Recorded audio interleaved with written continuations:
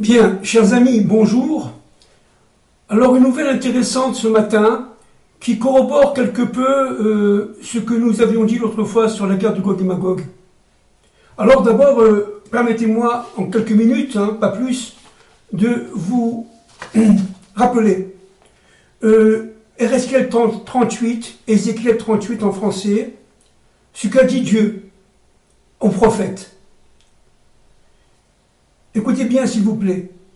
Ainsi parle le Seigneur Dieu. Me voici contre toi, Gog, prince souverain de Méchec et Toubal. Je vais t'entraîner. Je mettrai des crochets dans tes mâchoires et je te ferai sortir, toi et toute ton armée, toute armée de glaives. Regardez ce que dit un peu plus loin. Je répète, mais c'est très important vu la nouvelle que je vais vous annoncer. Dieu à son prophète. Tu diras, toi Gog, je veux marcher contre ce pays aux villes ouvertes, surprendre des gens paisibles, pour faire du butin et te livrer au pillage. Je continue, mais je saute. Tu viendras de ta résidence du fond du Nord, toi et de nombreux peuples à toi, et tu monteras contre mon peuple Israël. Écoutez bien, Dieu dit, je te ferai venir contre mon peuple, afin que les nations apprennent à me connaître quand je me sanctifiai par toi à leurs yeux, ô Gog. Alors pourquoi c'est très intéressant? Parce que nous vivons exactement aujourd'hui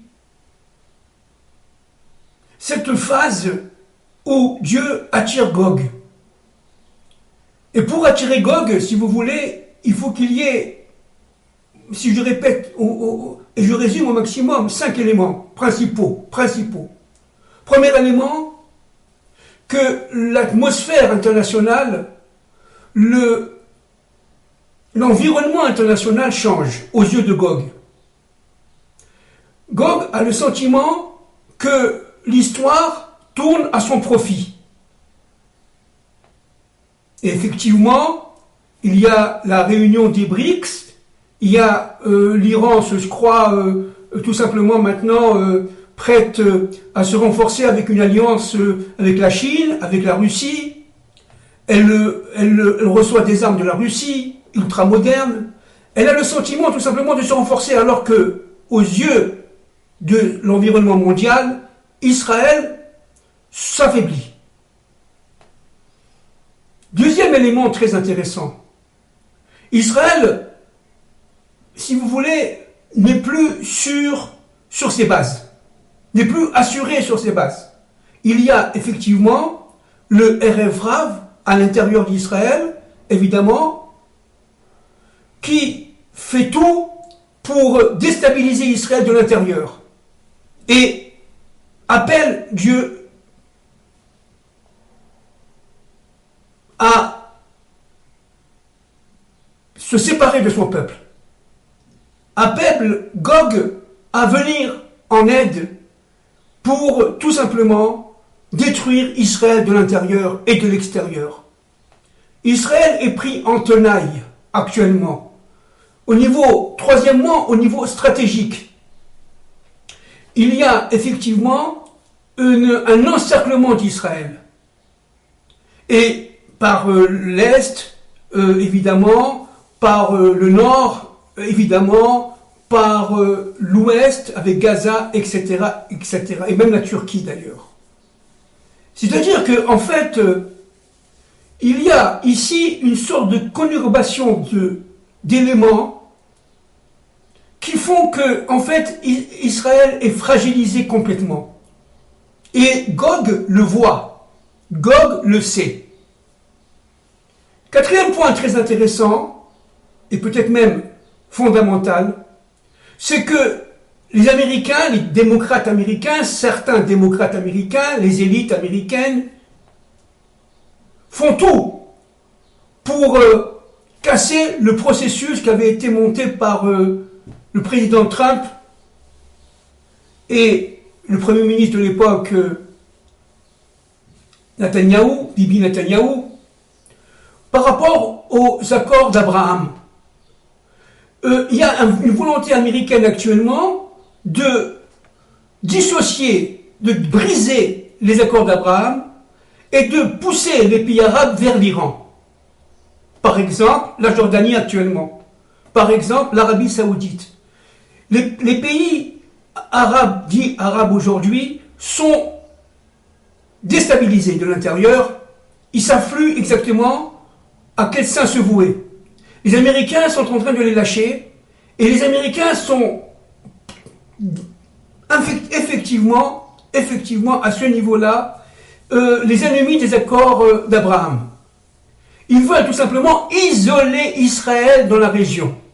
Et ils poussent les pays arabes vers l'Iran.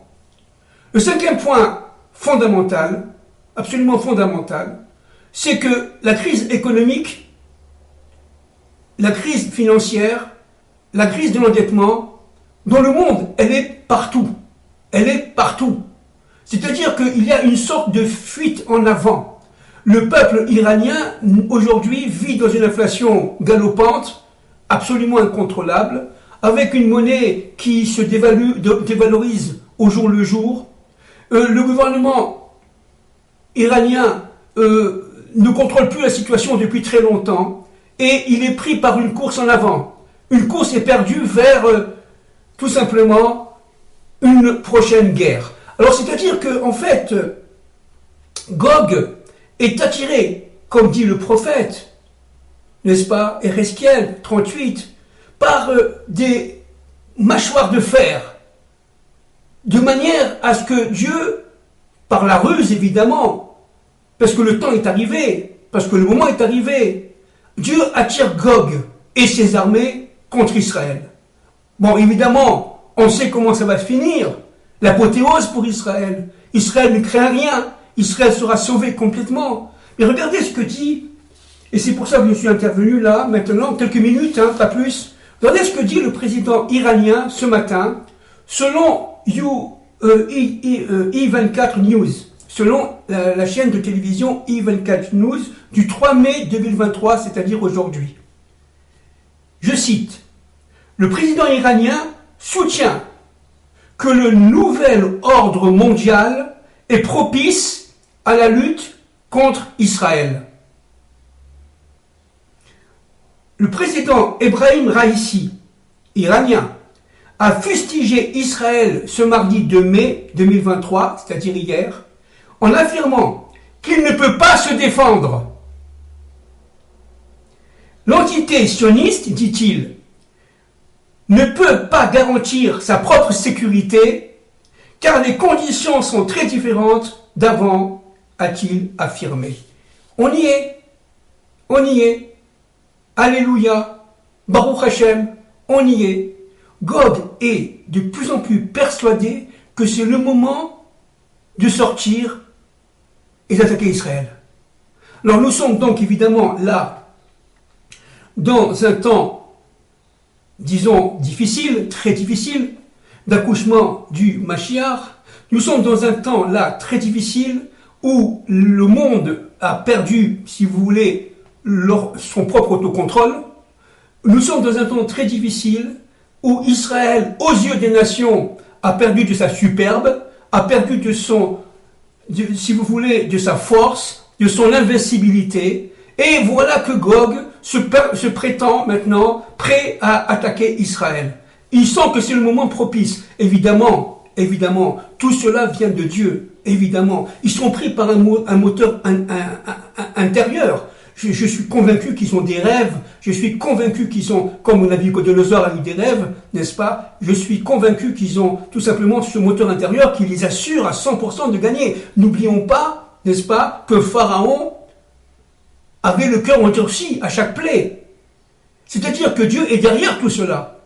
Alors c'est une très grande nouvelle que je vous annonce là. Parce que, évidemment, nous sommes là, à la veille de la absolument dernière phase de la guerre de Gog et Magog. Voilà, c'est ce que je voulais vous dire. Que Dieu nous protège, il faut être très, très, très, très joyeux. Malgré tout, ça va faire très peur, mais très, très, très joyeux, parce que Dieu est derrière tout ça. Il n'y a pas, si vous voulez, de hasard chez nous. L'histoire est créatrice de sens. ce sens est donné par Dieu. L'histoire universelle, l'histoire événementielle est, si vous voulez, portée, je le répète, par une méta-histoire. Derrière tous les éléments d'actualité que nous vivons, comme par exemple cette annonce du président iranien aujourd'hui, eh bien, ces informations-là, ces actualités-là, sont porteuses de sens par rapport à un plan d'ensemble. Si ça arrive à aujourd'hui, à un moment donné précis, c'est pas pour rien. Tout est coordonné par Hachem. Tout est ordonné, structuré et voulu par Hachem. Il s'agit d'un plan qui est absolument pour nous incommensurable, incompréhensible, extrêmement caché, qui vient de Bereshit, qui vient véritablement des soubassements de la création. Il s'agit là de la pensée interne de Dieu, je ne sais pas si on s'en rend compte, qu'il faut intimement, d'une manière humainement, évidemment, qui sommes-nous, nous, qu'il faut humblement décoder. C'est notre travail. Donc, merci et à très bientôt.